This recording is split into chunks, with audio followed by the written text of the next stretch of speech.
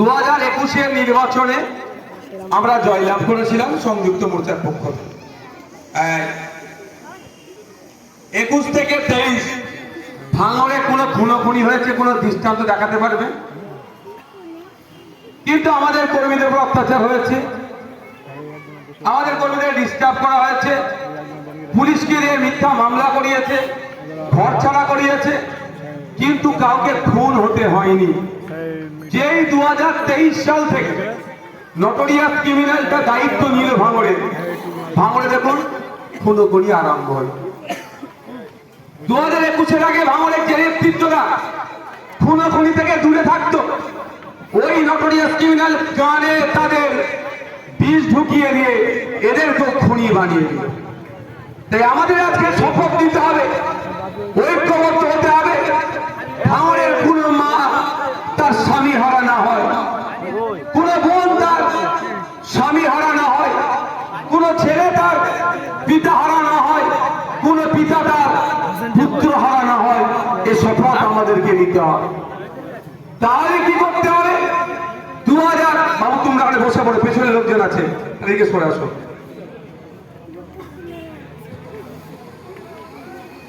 2021 থেকে 2023 কোনো হিংসা হলো না, কোনো খুন হলো না। হিংসা হয়েছে, খুন হলো না। 2023-এর পর থেকে খুন হচ্ছে কেন? 2023-এর পর থেকে দায়িত্ব নিয়েছেন ক্যানিং পূর্বে থেকে যিনি এসেছেন এখানে। তাই আমরা যদি ভাঙড়কে খুন, মারামারি, হিংসা মুক্ত করতে চাই, সর্বপ্রথম আমাদের কাজ হবে 29 এপ্রিল সকাল সকাল গিয়ে খাম চিহ্নে ভোট দিয়ে তৃণমূল কংগ্রেসের প্রার্থীকে এখান থেকে পরাজিত করে ভাঙড় থেকে বার্তা দিয়ে দেওয়া, ভাঙড়ের মাটি হিংসার মাটি নয়, ভাঙড়ের মাটি খুনের মাটি নয়, ভাঙড়ের মাটি মারামারির মাটি নয়, ভাঙড়ের এই পবিত্র মাটিতে কোন নটোরিয়াস ক্রিমিনালের জায়গা নয়। এটা আমাদের বার্তা দিতে হবে। এই বার্তা দিলে রাজ্যের মানুষ আপনাদেরকে ফলো করবে। কারণ এখন নজর সবার কোথায়? 2-3টে বিধানসভার দিকে, একটা ভবানীপুর বিধানসভা, একটা নন্দীগ্রাম বিধানসভা, আর একটি হচ্ছে ভাঙড় বিধানসভা। রেজাল্ট কি হবে? রেজাল্ট কি হবে?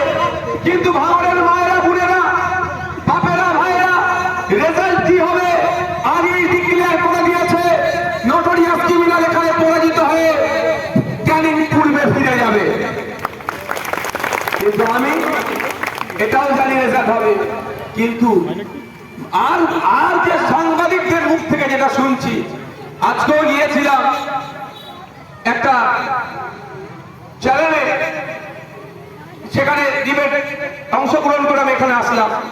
ওখানে বেশ কিছু সাংবাদিক আমাকে ধরে জিজ্ঞাসা করছিল, ভাই লিড কত হচ্ছে? মানে বুঝতে পেরেছেন, যেটা নন্দীগ্রাম ভবানীপুরে কনফিডেন্সের সাথে বলতে পারছে না কি হবে রেজাল্ট, কিন্তু এখানে রেজাল্ট কি হবে আগে থেকে তারা জেনে গিয়েছে, শুধু জানতে চাইছে লিড কত হবে। আপনাদের বলি 2021 এটা নয়, 2021-এ আমার বয়স্ক বাপেদের আর মায়েদের একটু ভোট দেওয়া ভয় দেখিয়ে নিয়েছিল। যে কটা পন্থার মধ্যে একটা পন্থা ছিল বিজেপি নাকি চলে আসবে, এনআরসি দিয়ে নাকি দেশ থেকে তাড়িয়ে দেবে। ফলে আমার মায়েরা, আমার বয়স্ক বাপেরা ওদের কথাটা, ওদের চক্রটাকে ধরতে পারেনি, ভোটটা তৃণমূলকে দিয়ে দিয়েছিল। আজকে 2026 দিনের আলোর মতো পরিষ্কার, বিজেপি আর তৃণমূল আলাদা নয়, একে অপরের পরিপূরক। তাই আজকেও আমার মায়েরা রেডি হয়েছে, বয়স্ক বাপেরাও রেডি হয়েছে। 2021-এর ভুলটা আর করবে না, এবারে মার্জিন ডবল হবে। এটা আশা করতে পারি তো নাকি? আপনাদের ভয় দেখাতে পারে, চমকাতে পারে, ভোটের আগের রাতে 4টে বোম ফেলতে পারে ভাড়াতে, ভোটের দিন সকাল 6টায়, সকাল 8টায় 4টে বোম ফেলতে পারে। এই ভয় পেলে হবে না। যদি আপনি বোমের ভয়ে ঘরে ঢুকে যান, আগামী 5 বছর আপনাকে শোষণ করবে, আপনাকে কুড়ে কুড়ে খাবে, আপনার সম্পত্তিগুলো অবৈধভাবে দখল করতে চেষ্টা করবে। যেভাবে বিগত 5 বছর আপনার পাশে দাঁড়িয়ে, আপনার হয়ে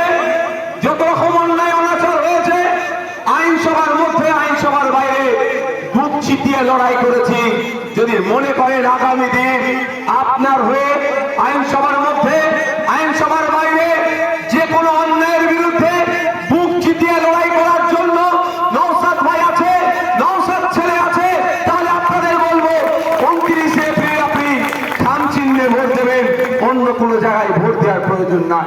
দেখ, সাংবাদিক ভাইরা যখন জিজ্ঞাসা করছে ভাই কত মার্জিন হবে, কত মার্জিন হবে, আমি এ কথাটুকু বলে এসেছি, এবারে কিন্তু আমি হাফ সেঞ্চুরি মারছি মার্জিনে, কথা 50,000-এর কম করে মার্জিন হবে। কারণ এটা 2021 নয়, এখন আর বোকা বানানো যাবে না, বিজেপির ভয় দেখিয়ে ভোট কেলোটা যাবে না। এখন মানুষ বুঝতে শিখেছে, তখনও বুঝতো, কিন্তু মিডিয়া যেভাবে হাইপ তুলেছিল, মিডিয়া যেভাবে বোকা বানানোর চেষ্টা করেছিল, অনেকে মিডিয়ার শিকার হয়ে গিয়েছিল, ফলে আমার ভোট মার্জিনটা কমে গিয়েছে। তাও বলবো আপনাদের, আমি ধন্যবাদ জানাই মায়েদের, বাঙালের বাপেদেরকে, ভোটারদেরকে।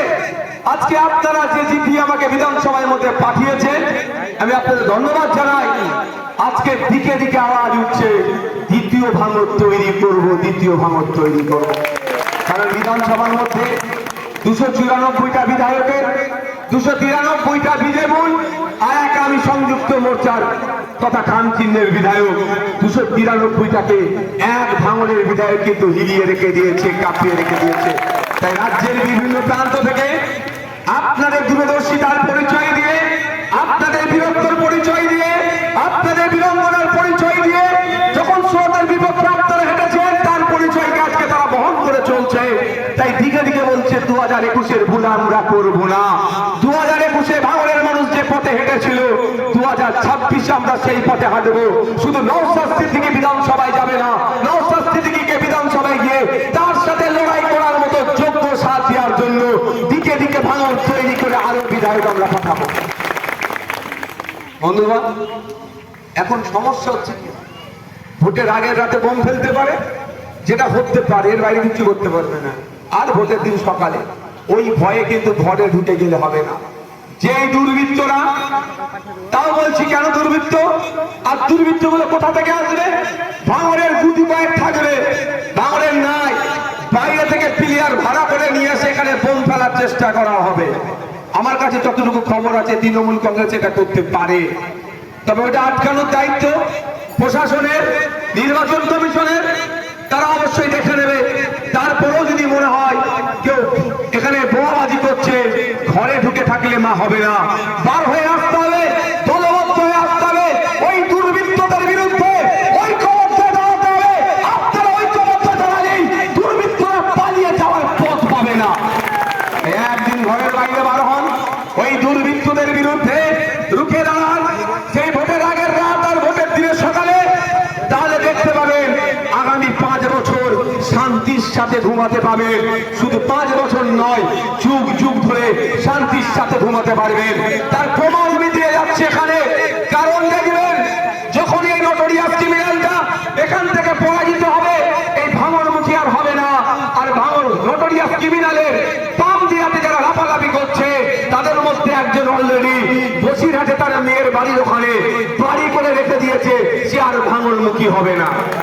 অর্থাৎ প্রাণগঞ্জ অঞ্চলের গুন্ডামি মস্তানি হবে না। প্রাণগঞ্জের মায়েরা, প্রাণগঞ্জের বাপেরা, এলাকার ছাত্র যুবরা শান্তির সাথে মাথা তুলে তার অধিকার নিয়ে বাঁচবে। হ্যাঁ, আমি আপনাদের এখানে একটা নেতা বসিরহাটে বাড়ি অলরেডি বানিয়ে নিয়েছে, বুঝতে পেরেছেন তো? যখন বাড়ি বানিয়েছে, যদি না গিয়ে থাকে ভূতে থাকবে তো, হ্যাঁ, তাহলে বাড়ি ওই বাড়িতে পাঠাবো, দরকার আছে তো? মারধর করে তাড়িয়ে নয় ভাই, ওতে আমরা বিশ্বাস করি না। আমরা কি করব? গণতান্ত্রিক প্রক্রিয়াতে বলবো, যা নতুন বাড়ি করেছে তখন থাকো। এখানে ভোটে হারালেই দেখবে তার বস বলাবে এখান থেকে। বস যদি চলে যায়, চেলারা কি করবে? চেলারাও তো বসের পথ ধরবে, কিন্তু বস তো আর ক্যানিং পূর্বে অ্যাক্সেস দেবে না। বস বললে আমি এখন নিজের জায়গাটাকে ঠিক করি, তো যেখানে বাঘ ইচ্ছে সেখানে থেকে যা, তো ভবনী যাবেন বসিরহাটে চলে যাবে। আমি আপনাদের বলবো যে আপনাকে আমাকে সজাগ সতর্ক থাকতে হবে। রাতের অন্ধকারে এখন টাকা ওড়াচ্ছে শুনছি, ব্যবতা 1 ব্যবতা 2 বামনঘাটায় দামি দামি শাড়ি দিচ্ছে, আপনাদের দিয়েছে কি বলতে পারবো না, তাহলে অপেক্ষা করুন, না দিলে দেবে হয়তো। তবে অনুরোধ করবে এটাই, শাড়ি দিলে ছাড়বেন না, নিয়ে নেবেন। ভোটটা সকালবেলা উঠে কোথায় দেবে মায়েরা? মায়েরা কোথায় দেবে? নাম চিহ্ন দেবে, ছাড়বেন। তবে যদি মনে করে কারো টাকা বিরিয়ানির প্যাকেট নিয়ে ভোটটাকে জিতাবেন, ক্ষতিটা আপনার হবে। বলতে পারেন নওশাদ ভাইজান তোমাকে বিরিয়ানির প্যাকেট শাড়ি দেয়নি, অমুক জন্য তাও দিয়েছে, ভোটটাকে দিই। দেখুন ও বিজনেসম্যানের মতো আইডিয়া নিয়ে এসেছে, ও 10 কোটি এখানে ইনভেস্ট করলে এখান থেকে 100 কোটি তুলবে। কিভাবে তুলবে? দুটো পন্থা আছে, দুটো পন্থা এখন বলছি। একটা পন্থা হচ্ছে উন্নয়নের নামে যে টাকাগুলো আসবে তার থেকে কাটমানি। যেমন আপনাকে বলি, বলছেন 100 কোটি টাকার উন্নয়ন করছি, কার জন্য করছে, কিসের জন্য করছে? 2021-এ এমন বুথ আপনারা দিয়েছেন ভোটের মাধ্যমে, 2011 থেকে 21 জানা কাজ করেছে, 21 থেকে 26 তার থেকে বেশি কাজ করতে বাধ্য হয়েছে। কেন? ভাঙড়ের মানুষ তৃণমূলের বিপক্ষে ভোটটা দিয়েছে বলে। আপনাদের জন্য তো পেয়েছেন উন্নয়নটা।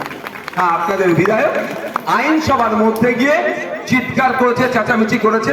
ভাই আপনারা হলো সত্যার পিছনে লোকেরা বসে আছে, ভলেন্টিয়ার ভাইরা কোথায় আছে?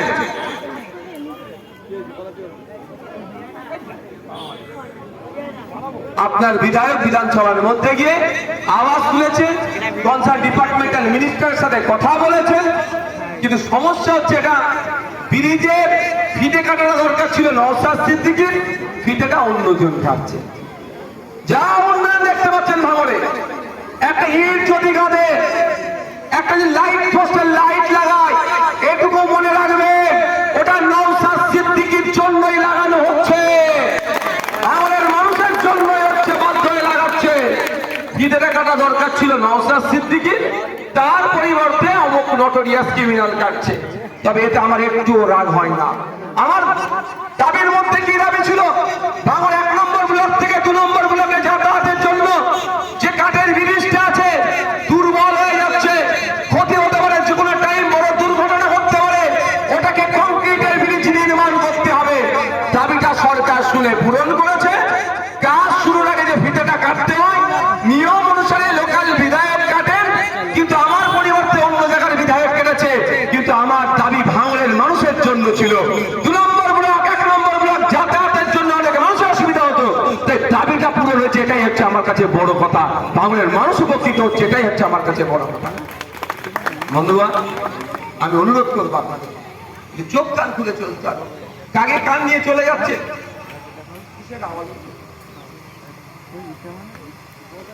কেন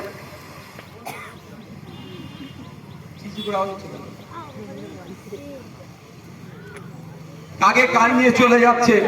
কাকের দিকে কান না তাকিয়ে নিজের কানে হাত দিয়ে দেখুন, কান আসে না। ভাবতে হবে আপনাদের। রমজান মাসে ফলের দাম বেড়ে যাচ্ছে, ক্যানিং পূর্বে নটোরিয়াস ক্রিমিনালের ক্ষমতা হয়নি বিধানসভার মধ্যে দাঁড়িয়ে বলা যে মাননীয়, যে রমজান মাসে ঘুমটা দিয়ে বেরোজগার গুলো যেভাবে রোজা রেখে মুসলমানদের বোকা বানায়, ওটা না করে ফলের দামটা কমানো হোক, এ বলার সাহস নাই। কিন্তু ভাঙড়ের বিধায়ক বিধানসভার মধ্যে দাঁড়িয়ে ভাঙড় সহ রাজ্যের গরিব খেটে খাওয়া মুসলমান যারা রোজা রেখে সন্ধ্যাবেলায় 2টো ফল কিনে ইফতার করবে, ফলের যা চড়া দাম কমানোর জন্য আওয়াজ এই নওশাদ সিদ্দিকী ভাঙড়ের বিধায়ককে তুলেছে।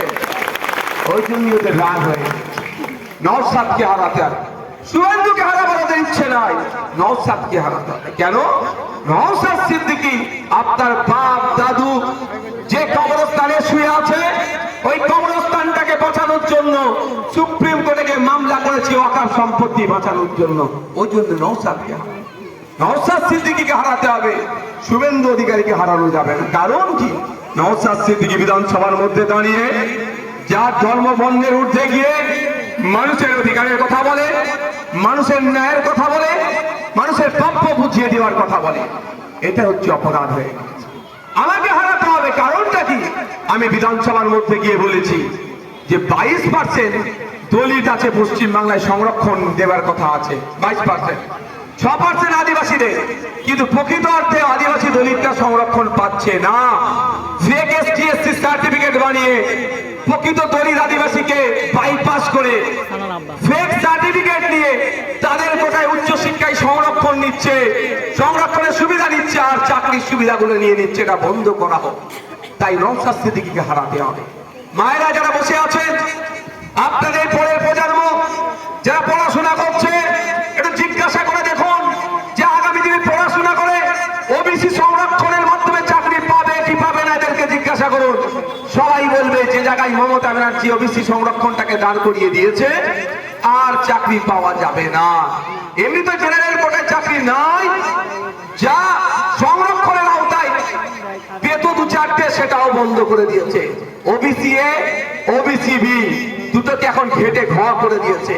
নামটা আসছে 10% সংরক্ষণ মুসলমানদের জন্য সংরক্ষণ দিলেও, খাতায় কলমে দিলেও, কিন্তু চাকরি পাওয়ার ক্ষেত্রে, উচ্চ শিক্ষায় সংরক্ষণের ক্ষেত্রে একটাও মুসলমানকে খুঁজে পাওয়া যাচ্ছে না। এর বিরুদ্ধে নওশাদ সিদ্দিকী বলছে, যদি সত্যিকারের অর্থে মুসলমানদের মধ্যে যে সমস্ত জনগোষ্ঠী পিছিয়ে আছে তাদেরকে এগিয়ে নিয়ে যেতে চান, তাহলে স্বামীনাথন কমিশনের সুপারিশ অনুযায়ী, রঙ্গনাথ মিশ্র কমিশনের সুপারিশ অনুযায়ী 10% মুসলমানদেরকে, পিছিয়ে বর্গের মুসলমানদেরকে উচ্চশিক্ষায় সংরক্ষণ আর চাকরিতে সংরক্ষণের ব্যবস্থা করতে হবে। এই আওয়াজ অন্য কেউ তুলেনি। ক্যানিং পূর্বের এই নটোরিয়াস ক্রিমিনাল তুলেনি, নওশাদ সিদ্দিকী তুলেছে। তাই নওশাদ সিদ্দিকীকে আটকাতে হবে। এবার আপনারা বলুন, আমার সাথে শক্ত করতে হবে কি হবে না? কারণ আমি দলিতের হয়ে কথা বলি, হিন্দুর অধিকারের কথা বলি, আদিবাসী অধিকারের কথা বলি, মুসলমানের অধিকারের কথা বলি, নারীর অধিকারের কথা বলি, ছাত্র যুব অধিকারের কথা বলি, শ্রমিকের অধিকারের কথা বলি, সরকারি কর্মচারী অধিকারের কথা বলি, সিভিক ভলেন্টিয়ারের অধিকারের কথা বলি, পার্ট টাইম যারা জব করছে, প্যারা টিচার যারা আছে, কন্ট্রাকচুয়াল যারা কাজ করছেন তাদের অধিকারের কথা বলি। এই জন্য ওদের রাগ হয়ে যাচ্ছে। ওরা ওই জন্য আমার এই ভয়েসটাকে আটকানোর চেষ্টা করছে। এবার ভাঙড়ের মানুষের হাতে ছেড়ে দিচ্ছি, আপনারা কোনটা গ্রহণ করবেন। একদিকে জোড়া ফুল যারা সিম্বল নিয়ে দাঁড়িয়েছে, তারা বলছে রাত 8টার পরে মায়েরা নাকি কাজের জায়গায় যেতে পারবে না। আর আমরা বলছি রাত 8টা, 10টা, 12টা, 2টো, 4টে, 3টে, 1টা, 8টা কোনো ব্যাপার নয়। মায়েরা তার কর্মস্থলে যাবে এবং নির্বিঘ্নে ফিরে আসবে। এই নির্বিঘ্নে যাতে ফিরে আসে, টোটাল নিরাপত্তার দায়িত্ব রাজ্যকে নিতে হবে। আর রাজ্য বলছে রাত 8টার পরে বেরোতে পারবে না। কাকে গ্রহণ করবে? মায়েরা নাকি রাত 8টার পরে বেরোতে পারবে না, মমতা ব্যানার্জি বলেছে। শুনেছেন আপনারা? কেন বেরোতে পারবেন না? কেন বেরোতে পারবেন না? আমরা প্রতিবাদ করছি। আমরা বলছি 8টা, 10টা, 12টা, 4টে, 6টা ব্যাপার নয়। একটা নারী ঘরের বাইরে বার হবে আর ঘরে ঢুকবে, প্রতিটা পদক্ষেপে রাখা যাতে নিরাপত্তা প্রদান করতে হবে। এটা হচ্ছে রাষ্ট্রের দায়িত্ব, সরকারের কাজ, সরকারকে সেটা করতে হবে। এবার আপনারা বলুন, ওনারা বলছে রাত 8টার পরে বেরোতে পারবেন না, আর আমরা বলছি রাত 8টা বা বেলা 8টা নয়, যখনই বেরোবে একে নিরাপত্তা দিতে হবে। কাকে গ্রহণ করবেন আপনারা? আপনারা বলুন, খামচিহ্নকে গ্রহণ করবেন না জোড়া ফুলকে করবেন?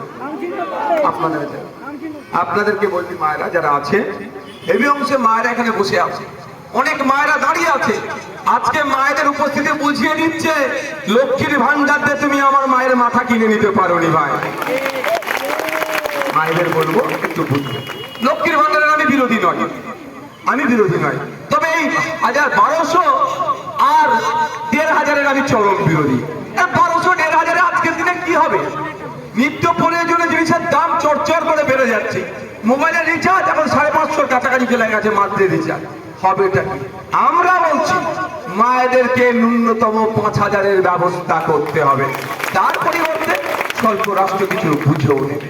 তাই আপনারা কোনটা করবেন? 1800টা, 1200টা, 1000 টাকা না 5000-এর ন্যূনতম, সেটা আপনারা ডিসাইড করুন। আপনাদের উপরে যেতে ইচ্ছে, তাহলে ভোটটা আসতে হবে। আমরা বলছি মায়েদের হাতে 1500 টাকা, 1200 টাকা আপনারা পান, 1500 টাকা আপনারা পাননি। কিছু ভাগ আছে, এসটিরা মনে হচ্ছে 1500, মাইনরিটিরা 1200, এখানেও বৈষম্য। মায়েরও মাই হয়, দলিতের মা মা, আদিবাসীর মা মা, মুসলমানের মা মা, কিন্তু মমতা ব্যানার্জি মায়েদের তো ভাগ করে দিয়েছে। চাইবো সম্বোধন বুঝাবো, মায়েদেরকে বলবো আজকে আপনারা একটা পরীক্ষা করে নেন। মমতা ব্যানার্জি হাতে 1000 টাকা 1200 টাকা